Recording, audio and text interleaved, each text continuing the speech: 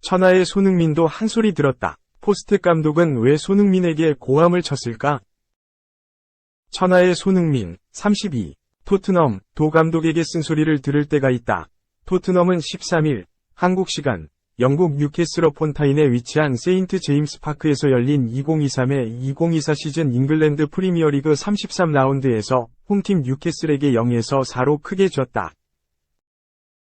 토트넘, 승점 60점, 은 아스톤 빌라, 승점 63점, 에게 4위 자리를 내주고 5위로 떨어졌다. 아스톤 빌라는 15일 아스날을 2에서 0으로 꺾고 4위를 지켰다. 토트넘의 다음 시즌 챔피언스리그 진출도 장담할 수 없다. 원톱으로 나선 손흥민은 슈팅을 단 하나도 기록하지 못한 채 58분만 뛰고 데얀 쿨루셉스키와 교체됐다. 손흥민이 60분도 뛰지 못하고 교체된 것은 올 시즌 처음 있는 일이었다. 올 시즌 최악의 부진이었다. 설상가상 손흥민이 이 실점에 빌미까지 줬다. 손흥민은 공을 빼앗기면서 실점에 관여하는 모습까지 보였다. 평소답지 않은 모습이었다. 아무리 엔지 포스테코글루 감독이 주장을 믿어도 이른 시간에 뺄 수밖에 없었다. 풋볼 런던의 보도에 따르면 경기 중 엔지 포스테코글루 감독이 여러 번 손흥민에게 고함을 친 것으로 알려졌다. 풋볼 런던은 손흥민이 중앙에서 여러 번 어려움을 겪었다. 그는 공을 26번 터치했고 드리블과 슈팅은 단 한 번도 없었다. 동료들이 마크를 당하면서 포스테코글루는 손흥민이 중앙에서 수비수를 등지고 패스 연계를 하길 원했다. 하지만 그것은 손흥민의 강점이 아니다. 라고 꼬집었다. 손흥민에게 해리 케인이나 히샬리송의 역할을 기대할 수 없다는 뜻이다. 그럼에도 포스테코글루가 고집을 부렸다는 것. 풋볼 런던은 손흥민의 중앙 플레이가 발전했지만 그는 골문을 등질 때보다 마주보고 있을 때 더 편안함을 느낀다. 손흥민의 플레이가 실망스럽자 감독이 58분 만에 그를 교체했다. 손흥민의 엄숙한 표정이 모든 것을 말해준다고 지적했다.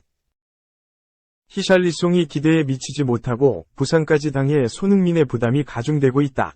손흥민을 왼쪽 윙어로 돌리고 싶어도 중앙 공격수가 없는 토트넘이다. 2. 선.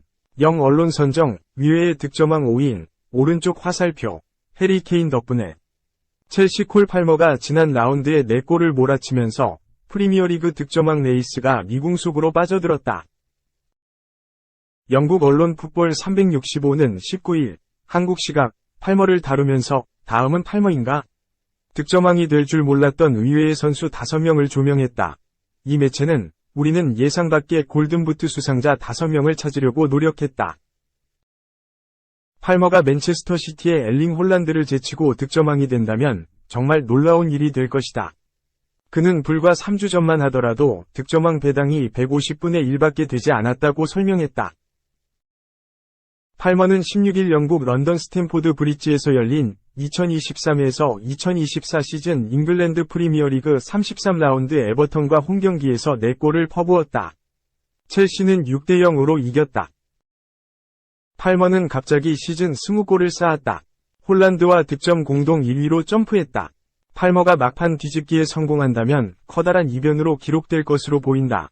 풋볼 365는 팔머보다 앞서 깜짝 득점왕에 성공한 선수들 5인을 뽑았다.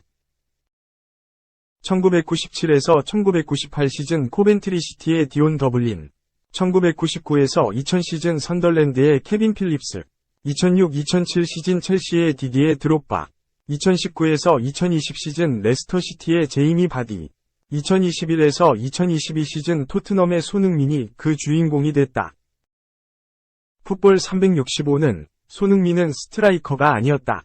토트넘에 해리 케인이 있었음에도 불구하고 손흥민이 골든부트를 수상했다고 말하는 것은 틀렸다. 오히려 손흥민은 케인이 그 자리에서 창조적인 역할을 자주 수행했기 때문에 득점왕이 될 수 있었다고 밝혔다. 사건은 후반 19분 벌어졌다. 팔머는 전반 29분 만에 해트트릭을 완성했다. 첼시가 4에서 0으로 크게 앞선 상황에서 페널티킥을 얻었다. 니콜라스 잭슨이 공을 냉큼 집어들고 페널티킥 지점으로 걸어갔다. 노니 마두에케가 황급히 달려와 공을 빼앗았다. 전담 키커로 알려진 팔머는 이 상황을 지켜봤다. 주장 코너 갤러거가 교통정리에 나섰다. 갤러거가 공을 회수해 팔머에게 넘겼다. 잭슨과 마두에케가 저지른 행위는 프로의 자질이 의심된다. 역할 분담이 철저한 프로의 세계에서 개인적인 욕심을 공개적인 자리에서 드러냈다. 포체티노 첼시 감독도 격분했다. 포체티노는 부끄럽다. 선수들에게도 이야기했다. 모든 스태프와 미팅을 가지고 설명했다. 정말 부끄럽다. 우리는 이런 식으로 행동할 수 없다. 이런 일은 이번이 마지막이라고 경고했다. 고 말했다.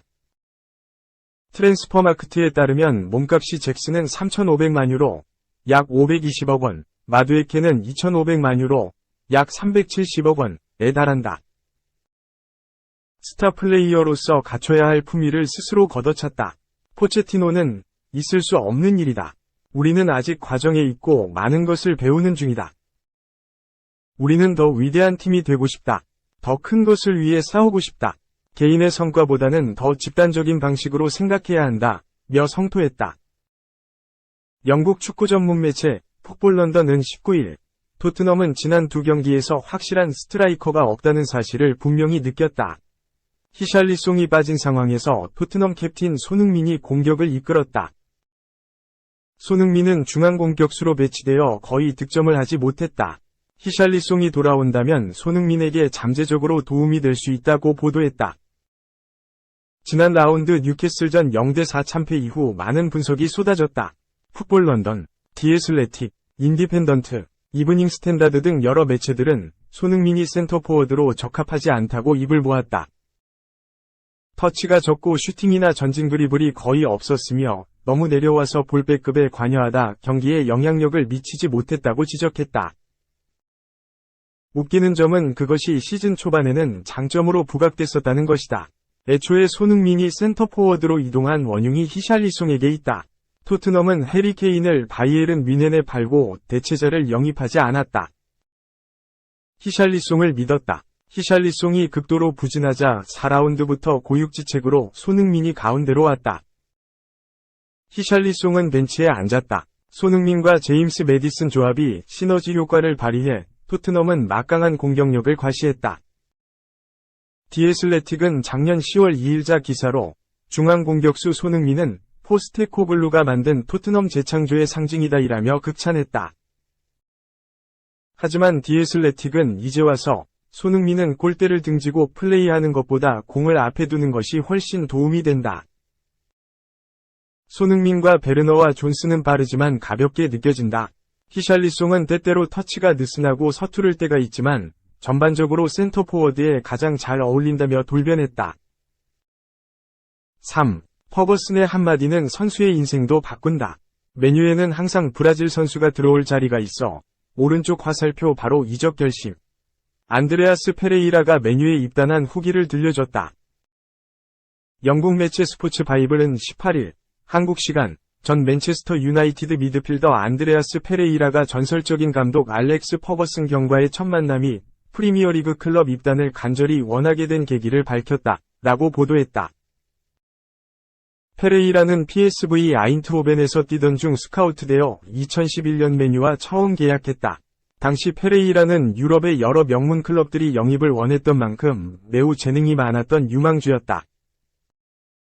맨유는 페레이라의 입단을 설득하기 위해 클럽의 캐링턴 훈련장으로 그를 초대했고 그는 그곳에서 퍼거슨 경을 만났다. 페레이라는 맨유에서의 시간과 퍼거슨 감독의 첫마디가 자신을 맨유에 입단하도록 설득하는데 어떻게 결정적인 역할을 했는지 이야기했다. 페레이라는 리오 퍼디난드의 파이브 팟캐스트에서 맨유에서 스카우트를 보내 관심이 있다라고 말했고 당시 다른 구단에서도 많은 관심을 보였다. 하지만 나는 항상 맨유를 응원해왔기 때문에 맨유에 가고 싶다라고 생각했다. 순식간이었다 라고 밝혔다. 그는 이어서 훈련장에 갔을 때 퍼거슨이나 그 누구도 만나게 될 거라고 말해주지 않았다. 캐링턴을 걸어가면서 가고 싶다라고 생각했던 기억이 난다. 시설이었다. 그러다 누군가 당신을 만나고 싶어 한다라는 말을 들었는데 그건 퍼거슨이었다. 그가 앞에 서 있는 모습이 기억나는데 믿을 수가 없었다. 내 아버지는 어떻게 해야 할지 몰랐다. 처음에는 퍼거슨이 뭐라고 말씀하셨는데 영어가 달라서 알아듣지 못했다, 라고 덧붙였다. 페레이라는 또한 그 후 퍼거슨은 우리 팀에는 항상 브라질 출신이 들어올 자리가 있다라고 말씀하셨다. 그 말을 듣고 집에 가고 싶지도 않았고 바로 그곳에 머물고 싶었다, 라고 말했다. 퍼거슨과의 첫 만남 이후 페레이라는 바로 맨유로 이적하며 11년 동안 맨유에 머물렀다. 그는 2014년에 맨유에서 데뷔를 했지만 기회를 많이 받지 못했고 여러 팀을 임대 다니다가 결국 2022년에 풀럼으로 완전 이적한다.